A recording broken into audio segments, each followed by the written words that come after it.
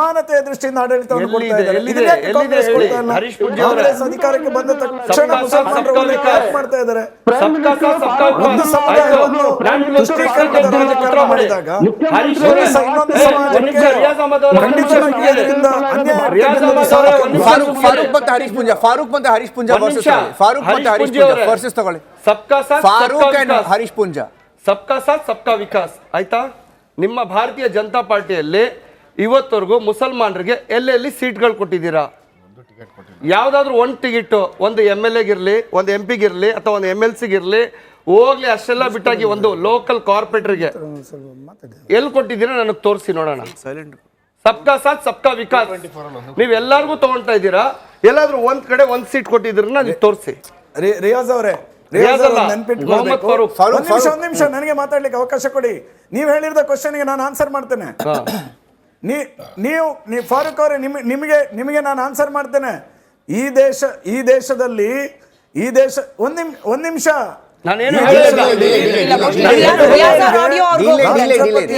Abdul Kalam run ಮಾಡಿದ್ದು ಭಾರತೀಯ Janata party. Farooq ಅವರೇ, ಈ ದೇಶದಲ್ಲಿ ಅಬ್ದುಲ್ ಕಲಾಂ ರಂತ ಮುಸಲ್ಮಾನ ಸಮುದಾಯದ ವ್ಯಕ್ತಿಯನ್ನು ರಾಷ್ಟ್ರಪತಿ ಮಾಡಿದ್ದು ಭಾರತೀಯ ಜನತಾ ಪಾರ್ಟಿ. ಕೇರಳದಲ್ಲಿ ಇವತ್ತು ರಾಜ್ಯಪಾಲರನ್ನು ಮಾಡಿರ್ತಕ್ಕಂಥದ್ದು ಭಾರತೀಯ ಜನತಾ ಪಾರ್ಟಿ ಮುಸಲ್ಮಾನ ಸಮಾಜದ್ದು. ಆಂಧ್ರ ಪ್ರದೇಶ ರಾಜ್ಯಪಾಲರನ್ನಾಗಿ ಮಾಡಿರ್ತಕ್ಕಂಥ ಮುಸಲ್ಮಾನರನ್ನ ರಾಜ್ಯಪಾಲರ ಮಾಡಿರ್ತಕ್ಕಂಥದ್ದು ಭಾರತೀಯ ಜನತಾ ಪಾರ್ಟಿ. ಮುಖ್ತಾರ್ ಅಬ್ಬಾಸ್ ನಖ್ವಿಯನ್ನು, ಶಹಜಾದ್ ಹುಸೇನ್ ರನ್ನು ಕೇಂದ್ರದ ಸಚಿವರನ್ನಾಗಿ ಮಾಡಿದ್ದು ಭಾರತೀಯ ಜನತಾ ಪಾರ್ಟಿ.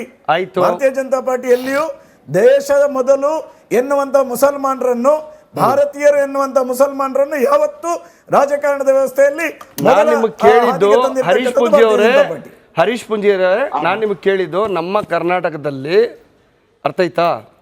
ನಮ್ಮ ಕರ್ನಾಟಕ ರಾಜ್ಯದಲ್ಲಿ ಎಲ್ಲಾದ್ರೂ ಒಂದು ಕಡೆ ಒಬ್ಬರಿಗೆ ಮುಸಲ್ಮಾನರಿಗೆ ಎಲ್ಲಾದ್ರೂ ಒಂದು ಸೀಟು ಅಲಾಟ್ಮೆಂಟ್ ಮಾಡಿದ್ದೀರಾ ನೀವು?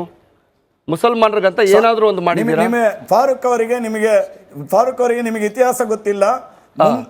ಸ್ವಲ್ಪ ಹೇಳಿ.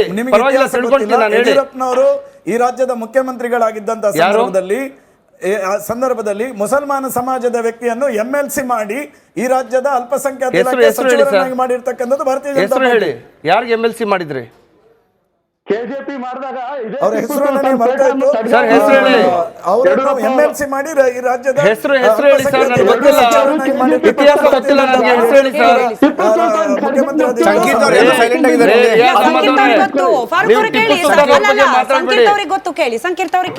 ಅನ್ವರ್ ಮಣಿಪಡಿ ಇರ್ಬೋದು, ಅಬ್ದುಲ್ ಅಜೀಮ್ ಅವ್ರನ್ನ ಇರ್ಬೋದು, ಅವ್ರನ್ನೆಲ್ಲರನ್ನು ಭಾರತೀಯ ಜನತಾ ಪಾರ್ಟಿಲೇ ಕರ್ಕೊಂಡ್ಬಂದು ಮಾಡಿದ್ದು. ಮೊದಲನೇದಾಗಿ ಮುಸಲ್ಮಾನರಿಗೆ ಟಿಕೆಟ್ ಕೊಟ್ಟು ಮುಸಲ್ಮಾನರಿಗೆ ಇದು ಮಾಡುವಂಥದ್ದು ಒಂದು ಏಳಿಗೆ ಅಲ್ಲ. ನಾವು ನಂಬಿರುವಂಥದ್ದು ಸಚ್ಚರ್ ಕಮಿಟಿ ರಿಪೋರ್ಟ್ ಬಂತು 2005. ಯಾಕೆ ಕಾಂಗ್ರೆಸ್ನವರು ಇನ್ವೆಂಟ್ ಮಾಡಿಲ್ಲ?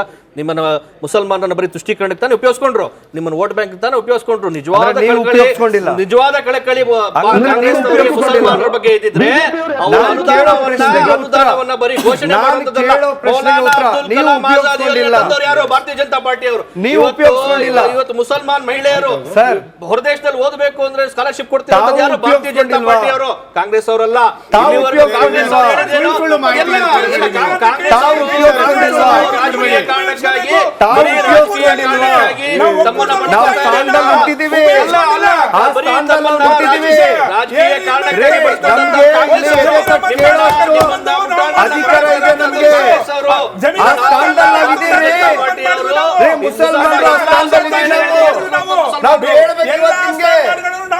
ಭಾರತೀಯ ಜನತಾ ಪಾರ್ಟಿಗಿರ್ಲಿ, ನಾವು JDS ಗಿರ್ಲಿ ಅಥವಾ ಕಾಂಗ್ರೆಸ್ ಗಿರ್ಲಿ ಅಥವಾ ಆಮ್ ಆದ್ಮಿ ಪಾರ್ಟಿ ಇರ್ಲಿ, ಎಲ್ಲರೂ ನಾವು ಕೇಳಬೇಕು.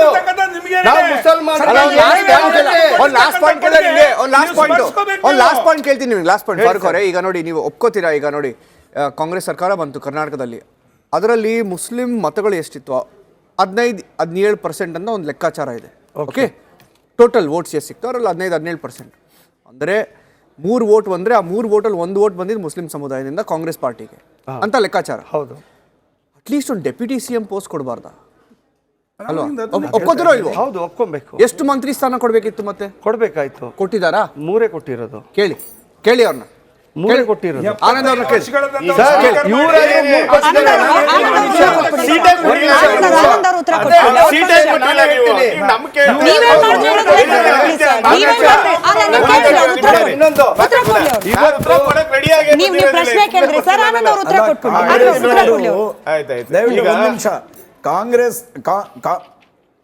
ಕಾಂಗ್ರೆಸ್ನವರು ಮುಸಲ್ಮಾನರನ್ನು ಹೇಗೆ ಉಪಯೋಗ ಮಾಡ್ತಾರೆ ಅಂತ ಹೇಳಿದ್ರೆ, ಎಲ್ಲಿ ಮುಸಲ್ಮಾನ ಮತದಾರರು ಜಾಸ್ತಿ ಇದಾರ ಅಲ್ಲಿ ಮಾತ್ರ ಮುಸಲ್ಮಾನರಿಗೆ ಟಿಕೆಟ್ ಕೊಡ್ತಾರೆ ಅವರು.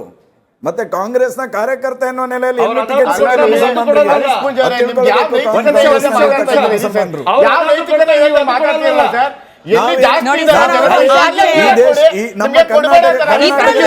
ಇಬ್ರಲ್ಲೂ ರಿಕ್ವೆಸ್ಟ್ ಆನಂದ್ ಅವರೇ ಹಾಗೆ ಫಾರೂಕ್ ಅವರೇ ಆಚೆಯಿಂದ ಕನೆಕ್ಟ್ ಆಗಿರೋದ್ರಿಂದ ಇಲ್ಲಿಂದ ವಾಯ್ಸ್ ರೀಚ್ ಆಗೋದೇ ಕಷ್ಟ ಇದೆ. ಇಬ್ರಿಬ್ರು ಒಟ್ಟಿಗೆ ಮಾತಾಡಬೇಡಿ ನಾನು ಹೇಳ್ತಿದ್ದೀನಿ ಅಷ್ಟೇ. ಹಲೋ ಹೇಳಿ ಆನಂದ್ ಅವರೇ ಹೇಳಿ, ಕೇಳಿಸುತ್ತೆ ಹೇಳಿ. ಆಯ್ತು, ನಾವೆಲ್ಲಿ ಜಾಸ್ತಿ ಜನಸಂಖ್ಯೆ ಇದೆಯೋ ಅಲ್ಲಿ ಕೊಡ್ತಾ ಇದೀವಿ ಅಂತ ಹೇಳ್ತಾ ಇದ್ದೀರಾ. ಆ ಸಮುದಾಯಕ್ಕೆ ಆಗ್ಬೋದು, ಆ ಇದು ಏನಂತಾರೆ ಅದಕ್ಕೆ, ಆ ಟೆರಿಟರಿಗೆ ನಾವು ಜಸ್ಟಿಸ್ ಕೊಡ್ಬೇಕಂದ್ಬಿಟ್ಟು ನಾವು ಅಟ್ಲೀಸ್ಟ್ ಕೊಟ್ಟಿದ್ದೀವಿ, ಅದನ್ನೂ ಕೊಡ್ತಾ ಇಲ್ಲ.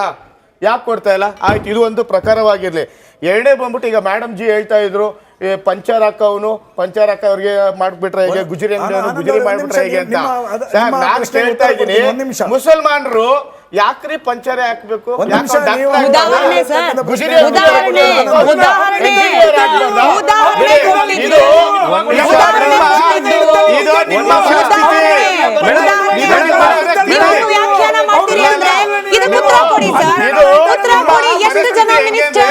ಎಷ್ಟು ಜನ ಮಿನಿಸ್ಟರ್ ಮಾಡಿದ್ರಿ ನೀವು?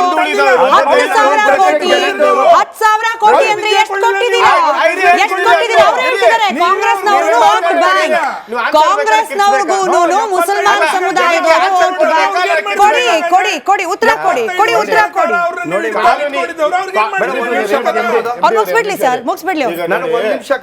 ಕಾಲೋನಿ ಅಂದ್ರೆ ಏನು ನಿಮ್ಮ ಪ್ರಕಾರ? ಹೇಳ್ತಾ ಇರೋ ಸ್ನೇಹಿತರು, ಕಾಲೋನಿಗೆ 10,000 ಕೊಡ್ತಾ ಇದ್ದಾರೆ, 10,000 ಕೊಡ್ತಾರೆ. ಕಾಲೋನಿ ಅಂದ್ರೆ ಏನು? ಆರ್ಥಿಕವಾಗಿ ಹಿಂದುಳಿದವರಲ್ವಾ? ಆರ್ಥಿಕವಾಗಿ, ಸಾಮಾಜಿಕವಾಗಿ, ಧಾರ್ಮಿಕವಾಗಿ ಎಲ್ಲಾ ರೀತಿಯಲ್ಲೂ ಅವ್ರು ಮುನ್ನೆಲೆ ಬರೋದ್ ಬೇಡವಾ? ಸಮಾಜದಲ್ಲಿ ಇದ್ದಾರೆ, ಅದಕ್ಕೋಸ್ಕರ ಅವ್ರು ಕೊಡ್ತಾ ಇದ್ದಾರೆ. ಸಂವಿಧಾನದಲ್ಲಿ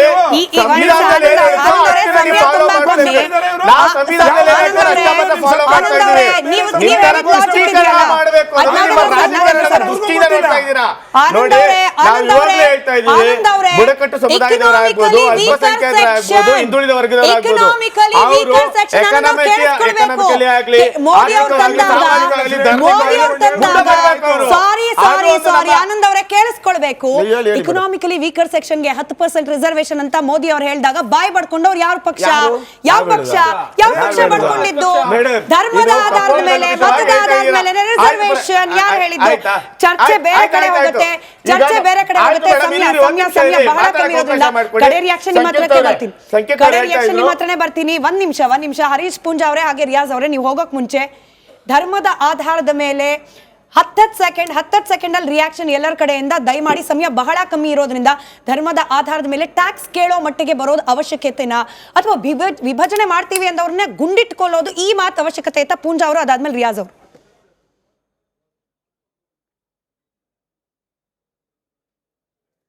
ನೋಡಿ, ನಾನು ಸ್ಪಷ್ಟವಾಗಿ ಹೇಳ್ತೇನೆ, ಡಿ.ಕೆ. ಸುರೇಶ್ ಅವರು ದೇಶ ವಿಭಜನೆಯ ಮಾತನ್ನು ಹಿಂದೆ ಪಡ್ಕೊಳ್ಬೇಕು.